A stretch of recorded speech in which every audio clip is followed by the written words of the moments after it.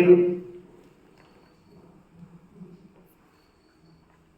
भगवान पांडुरंग परमात्मा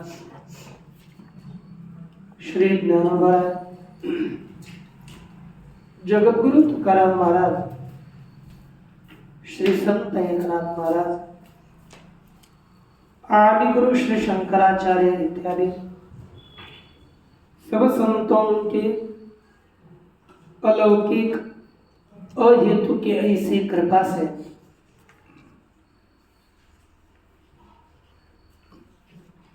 हम लोग आज कुछ कालखंड के पश्चात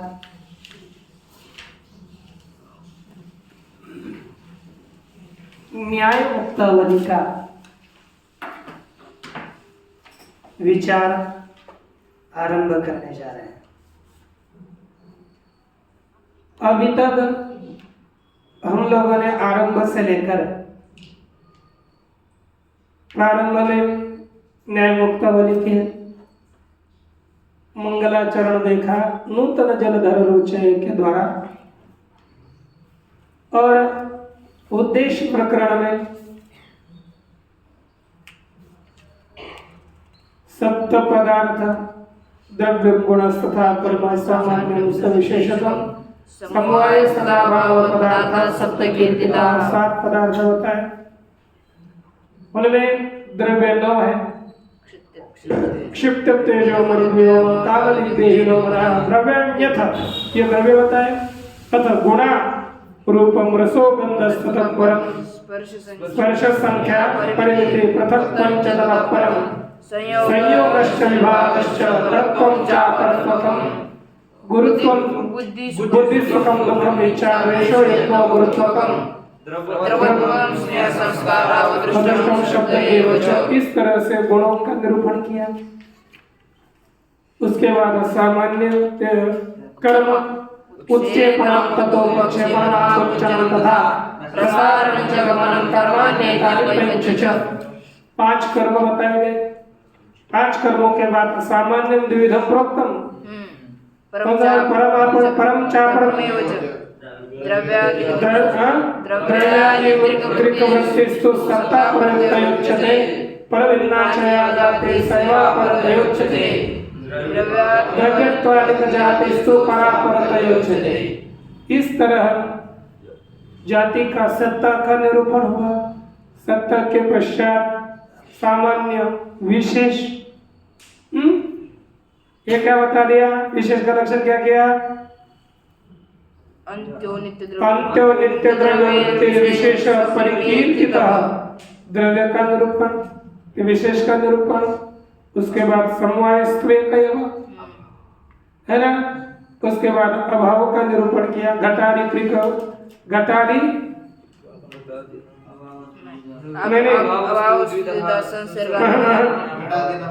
घटादीनां कपालादौ द्रव्येषु गुणकर्मयोः तेजातेश्च संबंधः समवायः प्रकीर्तितः। इस तरह समवाय का निरूपण किया। समवाय के निरूपण के पश्चात अभाव का अभाव स्तुतिदा संसर्गान्य अभाव प्रागभाव सदाभाव सत्यंताभाव एव च एवं त्रैविध्यमापन्ना संसाराभाव इष्यते। इस तरह अभाव का निरूपण हुआ। अभाव के निरूपण के पश्चात यहाँ पर साधर्म वैधर्म का प्रकरण आया। कौन कौन किस किस गुण के कारण समान है यह बताया, और कौन कौन किस गुण के कारण समान नहीं है। इसी के प्रसंग में एक कारणत्व समान धर्म आया। तो कारण के लक्षण एन सह पूर्वभावे कारण का भी लक्षण किया। कारण का लक्षण किया। कारण के में 3 प्रकार के कारणों का प्रतिपादन हुआ, जैसे समवाय कारण, असमवाय कारण और निमित्त कारण। इस तरह से इसका भी प्रतिपादन हुआ। और जो अन्यथा सिद्ध 5 है, और 5 अन्यथा सिद्धों का प्रतिपादन किया गया। है कि नहीं। इसके पश्चात निरूपण करते करते करते किन किन भूतों में, किन किन द्रव्यों में कितने कितने गुण रहते हैं, यह अंतिम में बताया। क्योंकि आपको श्लोक टीका के अनुसार दिया था, वायोर्नवैकादश तेजसो गुणा जलक्षिति प्राणभृतां चतुर्दश दिक्कालयो पंच षडेव चाम्बरे महेश्वरोष्टौ मनसस्तथैव च। इस तरह वायु में 9 गुण हैं, तेज में 11 गुण हैं, जल पानी पृथ्वी और जीव में 14 गुण रहते हैं। दिक्कालयो पंच, दिशा और काल में 5 गुण है। 6 आकाश में है, ईश्वर में 8 है और मन में भी 8 गुण है। इस तरह से गुणों का निरूपण हुआ। अब आगे ये सधर्म वैधर्म हो गया, लेकिन यहां से आगे प्रत्येक पदार्थों का निरूपण चलेगा। पहले द्रव्य है, द्रव्य में कितने हैं? 9, पृथ्वी तेज वायु आकाश काल मेघात्मा। ये जो 9 है, इनका इन 9 का क्या किया जाएगा? निरूपण होगा। पहले पृथ्वी से चलेंगे, इसके बाद गुणों का निरूपण आएगा, है कि नहीं। गुणों के निरूपण के पश्चात धीरे धीरे धीरे धीरे धीरे इन्हीं सप्त पदार्थों का निरूपण अब आरंभ किया जा रहा है। पहली है पृथ्वी। क्या है? पृथ्वी। पृथ्वी का निरूपण करने जा रहे हैं। देखो टीका में क्या लिखते हैं? साधर्म्य वैधर्म्ये निरूप्य संप्रति प्रत्येकम पृथिव्यादिकम निरूपयति। क्या लिखा? साधर्म्य और वैधर्म्य का निरूपण करके संप्रति अब प्रत्येकम प्रत्येक पृथ्वी इत्यादियों का निरूपण करते हैं। प्रत्येक एक एक का। अब पृथ्वी का निरूपण होगा अलग अलग, जल का अलग निरूपण करेंगे, तेज का अलग निरूपण करेंगे, आकाश का, काल का, दिक् का, आत्मा का, मन का, सभी का अलग अलग अब निरूपण आरंभ हो रहा है। जैसे तर्क संग्रह में गंधवती पृथ्वी अलग निरूपण किया गया वहां पर। साद्विधा नित्या नित्या च नित्या परमाणु रूपा अनित्या कार्य रूपा सा पुनस्त्रिविधा शरीरमस्मदादीनाम् इंद्रियं रसग्राहकं गन्धग्राहकं नासाग्रवर्ती विषयः अमृतपाषाणादि इत्यादि बताया था ना। वैसे ही यहाँ पर भी उसी का निरूपण होगा। तो देख लीजिए, बोलिए श्लोक पीछे। तत्र क्षितिर्गन्ध हेतुर् नाना रूपवती मता तत्र क्षितिर्गन्ध हेतुर् नाना रूपवती मता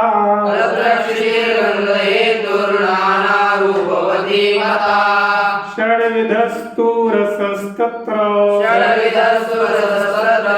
गन्धस्तु द्विविधो मतः षड्विधस्तु रसस्तत्र गन्धस्तु द्विविधो मतः।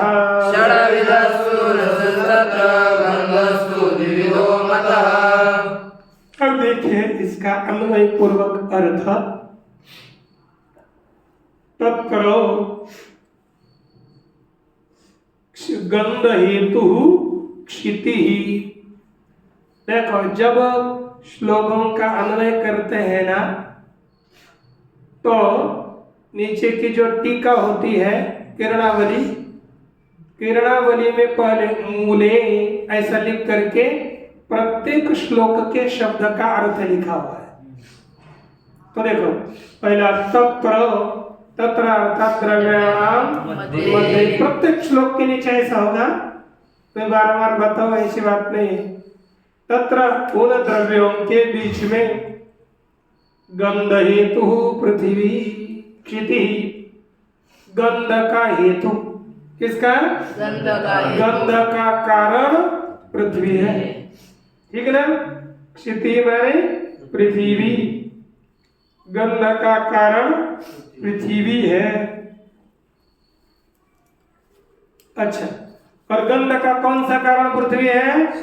समवायी कारण। ये तो भी दिया है, 3 कारण है, समवाय कारण, असमवाय कारण, निमित्त कारण। तो इसमें पृथ्वी गंध का कारण है, लेकिन है समवायी कारण है। कौन सा कारण है? समवायी कारण है, ठीक ना। और पृथ्वी ये कितना हो गया? गंध का समवाय कारण पृथ्वी है। तो पृथ्वी का लक्षण करेंगे हम एक, गंध समवाय कारणत्वम पृथ्व्याः लक्षणम। ध्यान दिया, बुद्धि में रहा, लेकर रखो। गंध समवाय कारणत्वम पृथ्व्याः लक्षणम। दूसरा, नाना रूपवती मता। पृथ्वी क्या है? नाना रूप, अनेक रूप वाली मानी गई है। नाना रूप में कौन से आते हैं? शुक्ल, नील, पीत, कपीश, चित्र। ये षडवे सप्तविध रूप वाली पृथ्वी है कि नहीं? कौन देखो, एक शुक्ल, दूसरा नील, तीसरा पीत, चौथा रक्त, पांचवा हरित, छठा कपीश और सातवां चित्र। इस तरह से कपीश माने चित्र का बड़ा, जैसे बंदर होता है ना, बंदर का रूप कौन सा है वो? अर्थात उसमें रूप, एक कपीश रूप उसको कहते हैं। दूसरा कोई रूप नहीं है। इनमें जो रूप बताओगे कोई नहीं बता सकोगे, इसलिए उसका अलग दिया कपीश। और वो वहां पर माता जी का चित्र है, उसमें कौन सा रूप है? कौन सा है? चित्र। बताओ ना, चित्र ही रूप है, क्योंकि ये कोई रूप है नहीं, न लाल है, न हरा है, न श्वेत है, न पीला सा है।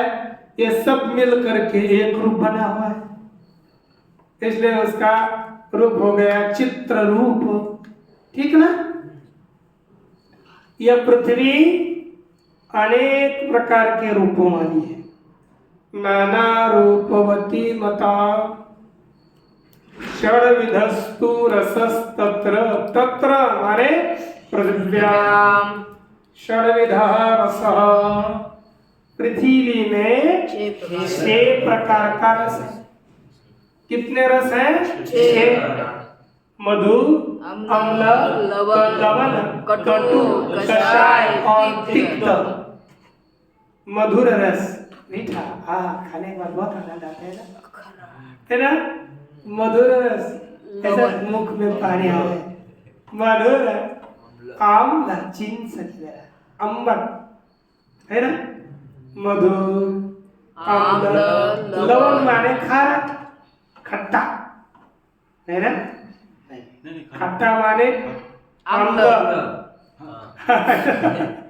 चूकते हो रे। मधुर, अम्ल माने खट्टा, लवण अर्थात नमकीन, कटु, कटु अर्थात है ना, कटु अर्थात तिक्त, तिखट, कटु अर्थात तिखट। वैसे कोश के अनुसार कटु का अर्थ है तिखट, लेकिन हम अपने लिए कटु का अर्थ कटु ले सकते, कोई नहीं, एक जगह पर कोश में है, लेकिन ज्यादा कटु से कड़वा ही लेते हैं।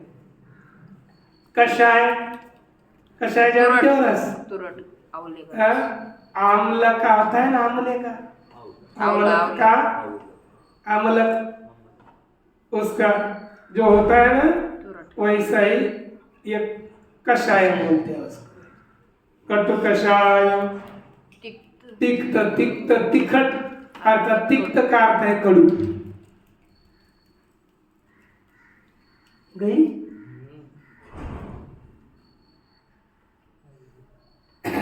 लाइट गई है ना। कटु कषाय तिक्त भेद से यह 6 प्रकार का रस है।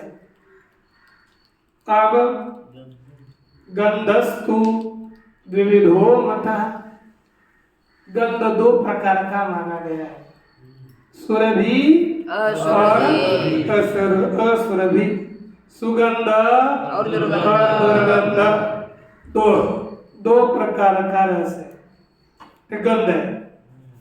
देखो अब इसकी जो किरणावली है ना, किरणावली मुक्तावली में सिद्धांत मुक्तावली देखो, ठीक है।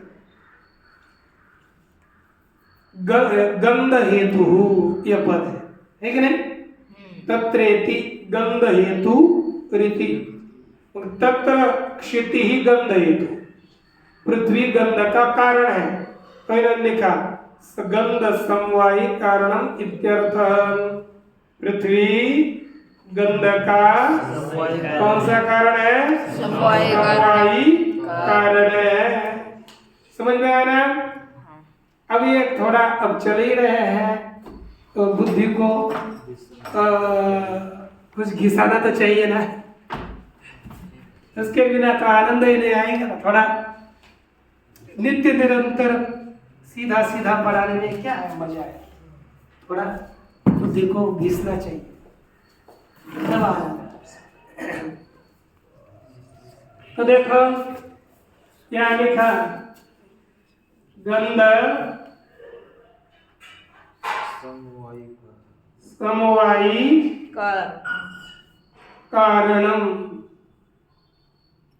अब मैं इनका कार्य कारण भाव बताना चाहूंगा। इनमें क्या कार्य कारण भाव है यह हमें समझना है। देखो कार्य कौन है, गंध। कार्य कौन है, गंध। और कारण कौन है, पृथ्वी। गंध कार्य है और कारण है पृथ्वी। पृथ्वी ये क्या है, कारण। कार्य में क्या धर्म रहता है, कार्यता।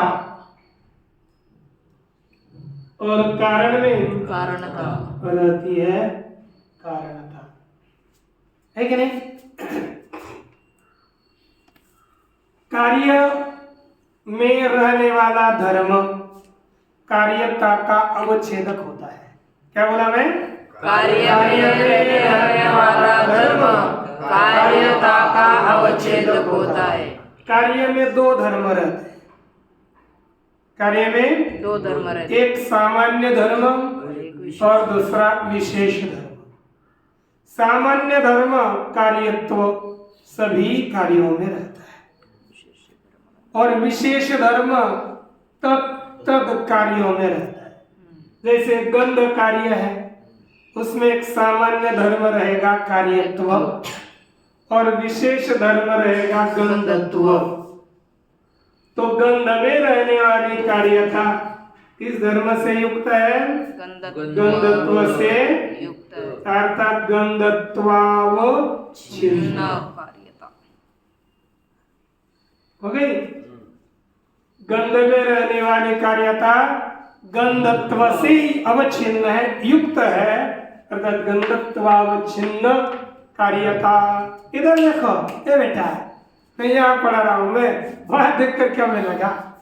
अच्छा, और एक समझ लो, कार्य कारण में जिस संबंध से रहता है वह संबंध भी कार्यता का अवच्छेदक होता है। एक संबंध और दूसरा धर्म। तो देखो गंध, ये गंध रूपी कार्य पृथ्वी में किस संबंध से रहता है? समवाय। किस संबंध से? समवाय संबंध से। क्योंकि गुण कभी भी समवाय गुणी में समवाय संबंध से ही रहता है। गंध गुण है तो पृथ्वी रूपी गुणी में समवाय संबंध से रह रहा है। तो कार्यता का अवच्छेदक संबंध कौन हो गया? समवाय। समवाय। तो क्या हो गया? समवाय संबंध संबंधावच्छिन्न चिन्ह, है कि नहीं? समवाय संबंधावच्छिन्न गंधत्वावच्छिन्न कार्यता हो गई ना। कार्यता दो से अवच्छिन्न हो गई, एक समवाय संबंध से अवच्छिन्न और दूसरी गंधत्व से अवच्छिन्न। तो इतना ध्यान में रहेगा। तो बोलिए समवाय संबंधावच्छिन्न गंधत्वावच्छिन्न कार्यता। ठीक। कारणता किसमें रह रही है? पृथ्वी में।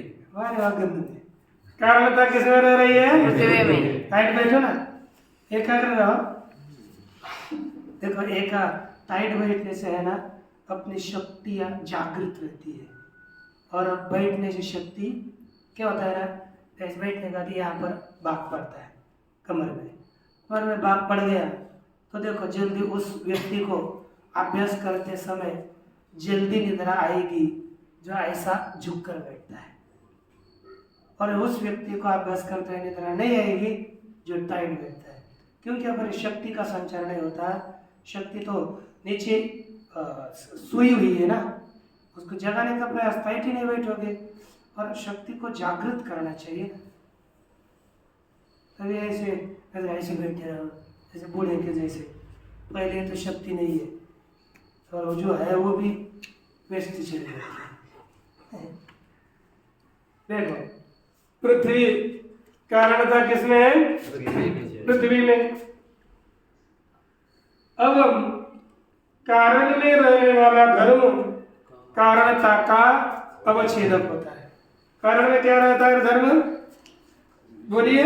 कारण में कारणता। कारणता क्या रहता है? कारणता। और कारण में रहने वाला संबंध कारणता का अवच्छेदक होता है। कारण पृथ्वी में किस संबंध से रह रही है? तादात्म्य अभेद, उसको एक कहते तादात्म्य माने अभेद। स्वयं में किस संबंध से रहेगा? अभेद तादात्म्य संबंध से। अभेद संबंध माने स्वयं में कभी भी मनुष्य तादात्म्य संबंध माने अभेद संबंध से रहता है। तो कारणता किस संबंध से अवच्छिन्न है? तादात्म्य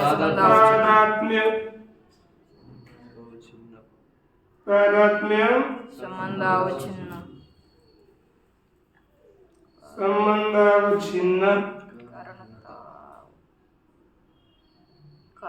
कारणता।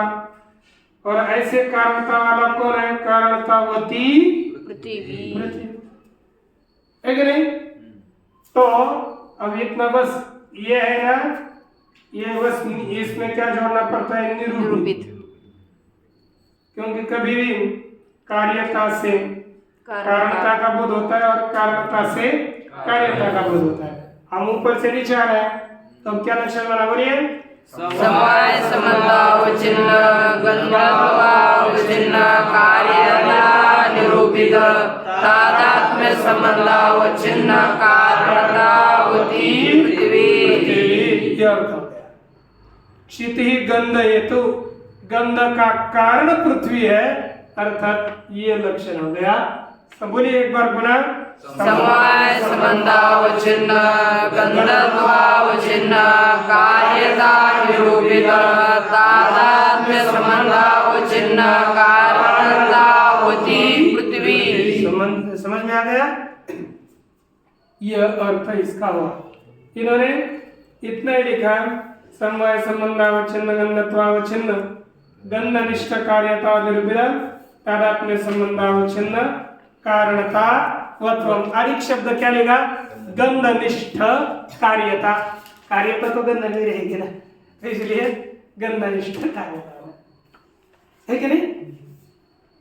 और ये भी कहाँ रहती है, ये भी कर सकते हैं, गंध निष्ठ कार्यता निरूपित कार्यता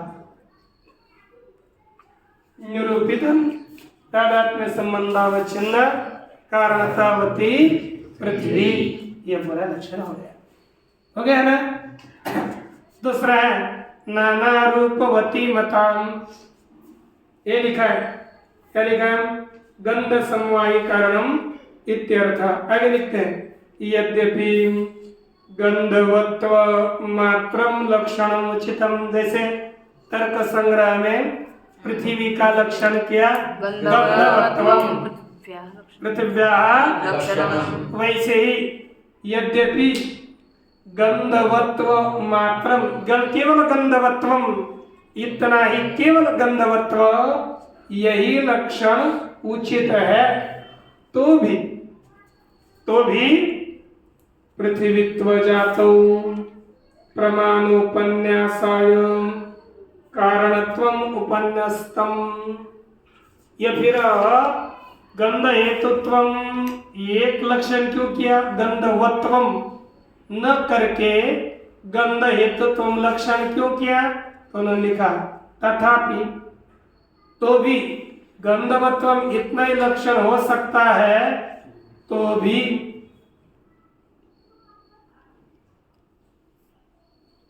पृथ्वीत्व जातौ, क्या जाती है? पृथ्वीत्व, ये पृथ्वीत्व एक जाति है, इस जाति में अपृथ्वीत्व जाति है, यह पृथ्वीत्व जाति किस प्रमाण से सिद्ध होगी? किसी के सिद्धि के लिए नहीं, प्रतिज्ञा मात्रेण वस्तु सिद्धि किंतु लक्षण प्रमाणाभ्याम, कभी भी केवल बोलने मात्र से, है ना, बोलाची से कडी, बोलाची से भात, जेवण्या कोण तृप्त झाला, तशी स्थिती है कि नहीं? माने केवल बोलने मात्र से कुछ काम नहीं होता, पहले उसका लक्षण चाहिए, उसको जानने के लिए कुछ प्रमाण चाहिए। हम तो बोलते रहते हैं ना, केवल बोलने मात्र से लाभ नहीं होता, पहले लाभ लक्षण प्रमाण लगते हैं, और विद्वान की वाणी तभी शोभा पाती है जब वह सब प्रमाण बोले। अप्रमाण बोलने वाले के लिए कहीं पर भी मान्यता नहीं मिलेगी। तो यहाँ पर बताइए, ये आपने पृथ्वीवत्वम गंधवत्वम इस लक्षण को छोड़ करके गंध हेतुत्वम ऐसा लक्षण क्यों बनाया? तो कहा पृथ्वीत्व जाति में प्रमाण बताने के लिए यह हमने लक्षण किया है। वही लिखा तथापि पृथ्वीत्व जातो प्रमाणोपन्यासाय, पृथ्वीत्व जाति में प्रमाण का उपन्यास, प्रमाण को बताने के लिए लिखा कि पृथ्वीत्व जातो अनुमान प्रमाणस्य प्रदर्शनाय, पृथ्वीत्व जाति में अनुमान प्रमाण प्रदर्शित करने के लिए गंध हेतुत्वम यह हमने लक्षण बनाया है। तो बताओ, आप पृथ्वीत्व जाति में अनुमान प्रमाण कैसे बताओगे? अनुमान प्रमाण का कथन प्रदर्शन कैसे करोगे? तो लिखते तथा ही पृथ्वीत्वम ही गंध समवाय कारणतावच्छेदकतया सिद्ध्यति, अन्यथा गंधत्वावच्छिन्नस्य आकस्मिकत्वापत्तेः। क्या लिखा? तथा ही पृथ्वीत्वम, कौन? पृथ्वीत्व, यह अवच्छेदक है। क्या है? पृथ्वीत्वम अवच्छेदकम कस्य, समझ होगा कि नहीं? पृथ्वीत्व अवच्छेदक है, लेकिन किसका? कहते हैं गंध समवायी कारणता का, इसका गंध समवाय कारणता का। गंध, देखो गंध है ये, उसका समवाय कारण कौन हो गया? पृथ्वी, है कि नहीं? गंध कार्य, गंध का समवाय कारण पृथ्वी, पृथ्वी, है कि नहीं? तो गंध की समवायी कारणता किसमें रहेगी? पृथ्वी में। गंध का समवाय कारण पृथ्वी, तो गंध की समवाय कारणता रहेगी पृथ्वी में। पृथ्वी में। और समवाय कारण में रहने वाला धर्म कारणता का उच्छेदक होता है, तो कारण हो गई पृथ्वी और कारणता का उच्छेदक हो जाएगा पृथ्वीत्व। क्या बनेगा? गंध का गंध समवाय कारणता का अवच्छेदक क्या हो गया? पृथ्वीत्व। गंध समवाय कारणता का अवच्छेदक हो गया पृथ्वीत्व। वही लिखा, गंध समवाय कारणता के अवच्छेदक रूप से पृथ्वीत्वम सिद्ध्यति। किसकी सिद्धि होती है? पृथ्वीत्व की पृथ्वीत्व की सिद्धि होती है। अन्यथा नहीं तो, यदि हम ऐसा न मानते तो गंध त्वावच्छिन्नस्य, गंधत्वावच्छिन्न माने गंध, गंधत्व से अवच्छिन्न कौन होगा? गंध। गंध, गंधत्वावच्छिन्नस्य शब्द विचित्र रहेंगे लेकिन लेना है गंध। गंधत्वावच्छिन्नस्य माने गंधस्य आकस्मिकत्वापत्तेः, गंध आकस्मिक उत्पन्न हुआ ऐसी आपत्ति हो। कोई काम नहीं, गंध कहां से आ गया? कोई कारण नहीं, आकस्मिक आ गया। कहां से आए हो? आपका नाम क्या है? हाँ, ये बोलते हैं आपका सत्यपति है। ये क्या बोलता है? मैंने इनको पूछा बाप का नाम क्या? बोलते वो दीपक, माँ का क्या है? अंधेरा। ऐसा नहीं, ठीक है। कोई बोलेगा कहाँ से आए हो? तो आकाश से टपके आकस्मिक आ गया ऐसे नहीं ना, कोई ना कोई कारण होगा, है कि नहीं? ठीक है। अन्यथा गंधत्वावच्छिन्नस्य आकस्मिकत्वापत्तेः, गंधत्वावच्छिन्न की कैसी होगी? आकस्मिक, अकस्मात एकदम गंध की प्राप्ति हो गई ऐसी आपत्ति हो जाएगी। इसीलिए यहाँ पर कार्य कारण भाव का प्रतिपादन किया है। अब इतना तो हो गया कि गंध हेतु यह लक्षण पृथ्वीत्व जाति के सिद्धि के लिए बताया है। कितना हो गया? अब पूर्व पक्षी शंका करता है, महाराज नच पाषाणादो गंधाभावात् गंधवत्वम अव्याप्तम इति वाच्यम। कहते हैं महाराज गंधवत्वम यह अव्याप्त है। इतना लक्षण करेंगे ना पृथ्वी का, क्या? गंधवत्वम ये लक्षण है, कोई समझ नहीं।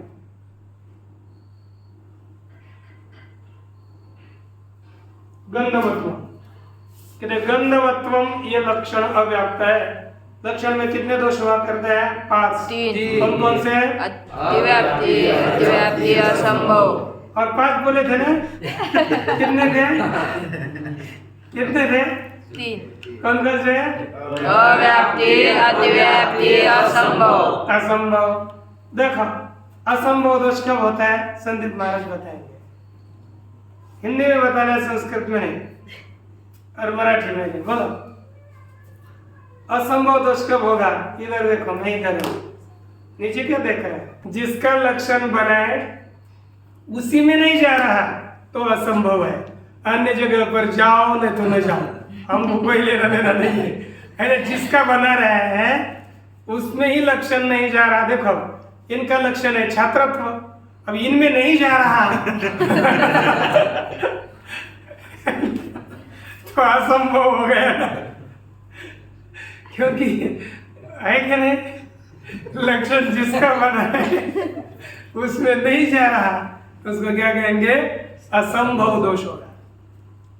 और यहाँ 2-4 लोग हैं ना, मैं प्रत्येक प्रश्न इधर ही पहले घुमाऊंगा फिर इधर आऊंगा। अब दूसरा है अतिव्याप्ति का लक्षण। अतिव्याप्ति किसे कहते हैं, यहाँ से बताएंगे। अपने लक्ष्य में रहे और अलक्ष्य में भी रहे, उसको कहते हैं अतिव्याप्ति। जैसे गाय का लक्षण हमने किया श्रृंगित्व, जिसको सींग होता है वो गाय होती है। तो गाय को तो सींग है, गाय लक्ष्य है, और भैंस अलक्ष्य है, तो ये तो भैंस सींग है ना, भैंस अलक्ष्य है और गाय क्या है, लक्ष्य है। तो सींग लक्ष्य गाय में भी रहते हैं और अलक्ष्य भैंस में भी रहता है। इसलिए ये क्या हो गई, अतिव्याप्ति हुई, ठीक ना। अच्छा, ये अतिव्याप्ति हो जाती है। अब मुझे एक बताएंगे अव्याप्ति, उसका लक्षण महाराज बताएंगे। लक्षण सकल लक्ष्यों में नहीं रहता, कुछ लक्ष्यों में रहता है और कुछ लक्ष्यों में नहीं रहता। आधे में रहेगा, आधे में नहीं रहेगा, कहीं कहीं रहेगा, कहीं नहीं रहेगा। तो क्या होगा, वो लक्षण अव्याप्त होगा, अव्याप्ति दोष से युक्त। जो लक्षण सभी जगह पर रहता है कोई दोष नहीं है। जो लक्षण लक्ष्य में रहे वो नहीं आएगा, लक्ष्य है ना, लक्ष्य अरे लक्ष्य के एक देश में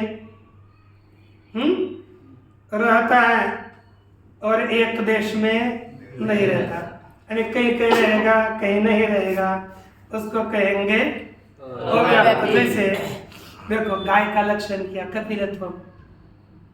कपिलत्व माने काली जो होती है वो गाय होती है, तो लक्ष्य कौन है, गाय। बाकी जगह पर रहे न रहे कोई लेना देना नहीं उसका, लेकिन लक्ष्य में कहीं रहे कहीं न रहे कोई अव्याप्ति दोष से युक्त होता है। तो कपिलत्व सफेद गाय में नहीं रहता, पीली गाय में भी नहीं रहता, होती है क्या पीली गाय क्या होता। अरे वाह, यानी सोते हैं कि क्या करते पता नहीं मुझे, है ना। तो पीली गाय यानी जो कपिलत्व लक्षण केवल एक गाय में रहता है, बाकी के गायों में नहीं रहता, इसलिए कपिलत्व लक्षण अव्याप्ति दोष से युक्त है। श्रृंगित्व लक्षण गाय में पूरे गायों में रहता है। आजकल होंडी गाय में नहीं रहता है ना, लेकिन वो सिंग आते हैं कहीं कहीं अपवाद होता है बस, लेकिन निश्चित गाय को सिंग होते हैं वो दबा देते हैं, कुछ उसका होता है। तो इसलिए यह श्रृंगित्व लक्षण करेंगे तो अतिव्याप्ति हो जाती है कि नहीं। इसीलिए यह और असंभव है। एक शफवत्व, एक खुर, ये खुर किसी भी लक्ष्य में लक्षण नहीं रहेगा तो असंभव दोष है। खुर, किसी गाय के कितने खुर होते हैं, 2, 4, 8 होते हैं, टोटल भैया का फायदा दोनों पाए को 2 होते हैं, हाँ वो ठीक है ना। तो एक खुर नहीं रहता, 2 रहते हैं, तो एक शफवत्व लक्षण करेंगे तो किसी भी गाय में लक्षण नहीं जाता, इसलिए असंभव होता है। लेकिन गंधवत्वम, पूर्व पक्षी क्या कह रहे हैं, गंधवत्वम यह लक्षण अव्याप्ति दोष से युक्त है। अर्थात क्या मानना है उसका, गंधवत्वम लक्षण अव्याप्ति दोष से युक्त है, माने क्या कहना है उसको, अर्थात वह सकल किसी पृथ्वी में लक्षण जाता है और किसी पृथ्वी में लक्षण नहीं जाता। तो माटी पृथ्वी है कि नहीं, माटी पृथ्वी है ना, और दूसरा पत्थर पृथ्वी है कि नहीं। कौन कौन पृथ्वी है, माटी भी पृथ्वी है और पत्थर भी पृथ्वी है। तो पत्थर को सूंघो, मैं दे देता हूं, कैसा गंध आता है? कुछ आता ही ना, सुगंध ना दुर्गंध, माटी से आता है। इसलिए माटी में गंधवत्व लक्षण जाता है, लेकिन पत्थर में गंधवत्व लक्षण नहीं जाता। तो क्या दोष हो गया? अव्याप्ति। क्या दोष हो गया? अव्याप्ति दोष हुआ ना। अच्छा, अव्याप्ति दोष हुआ। इस अवस्था में अब हम लोग विचार करेंगे, माटी में लक्षण नहीं जाता, जाता है, पत्थर में नहीं जाता, तो अव्याप्ति हो गई कि नहीं? तो वही कह रहे हैं, नचम पाषाणादौ, पाषाण इत्यादि में गंध का अभाव होने से, पाषाण में गंध, पुस्तक को देखो वहां लिखा है न को छोड़, न को बाद में वो जोड़ेंगे, पाषाणादौ गंधाभावात्, है ना, गंधवत्वम अव्याप्तम, गंधवत्व की अव्याप्ति हुई है, इति वाच्यम न वाच्यम, इति न वाच्यम, अव्याप्ति होती है ऐसा नहीं कहना चाहिए। क्यों? तत्रापि गंध सत्वात्, तत्रापि माने पाषाण में भी गंध होता है। अब बोलो महाराज हमें तो कभी सूंघते हैं, महाराज जी को दे दीजिए सूंघने के लिए, है ना, आ जाओ है ना। तो गंदा है कि नहीं ये पता लगने के लिए, अब वो गंदा नहीं है, वो बोलते हैं सिद्धांत ने कहा वहां पर भी गंदा है, और हमें तो सूंघा ही नहीं देता, सूंघने में नहीं आया, तो क्या कहेंगे? वो कहते हैं कि देखो उसका गंध क्यों नहीं उपलब्ध होता? गंध वही उपलब्ध होता है जो उत्कट हो, उत्कट माने उद्भूत गंध, अनुद्भूत गंध वो प्रगट ज्ञात नहीं होता, उद्भूत गंध का ही ज्ञान हो जाता है। तो देखो जैसे अनुपलब्धिस्तु अनुत्कटत्वेन अपि उपपद्यते, उसकी उपलब्धि क्यों नहीं हो रही? कहते अनुत्कटत्वेन अनुद्भूतत्वेन अपि अनुपलब्धि उपपद्यते। उत्कट गंध न होने के कारण गंध का ज्ञान नहीं होता, ये हम कह सकते हैं, ये सिद्ध होता है। लेकिन फिर गंध, पत्थर में गंध है ये कैसे समझेंगे? तो कहते देखो पत्थर का भस्म बनाओ, पत्थर को कूटो तो गंध आता है कि नहीं? जब मशीन में पत्थर का भस्म बनाया जाएगा तो उससे गंध आता है, इसलिए लिखा कथम अन्यथा तद्भस्मनि गंध उपलभ्यते। यदि गंध न होता तो पत्थर के भस्म में गंध की उपलब्धि कैसी होती? गंध की उपलब्धि हो रही है, अर्थात पृथ्वी में गंध, पत्थर में गंध है, ये हमें मानना पड़ेगा।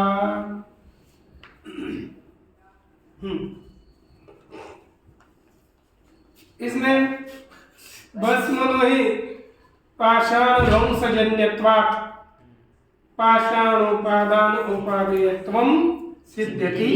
इस पंक्ति से लेकर के आगे विचार करेंगे। पूर्णमदः पूर्णमिदं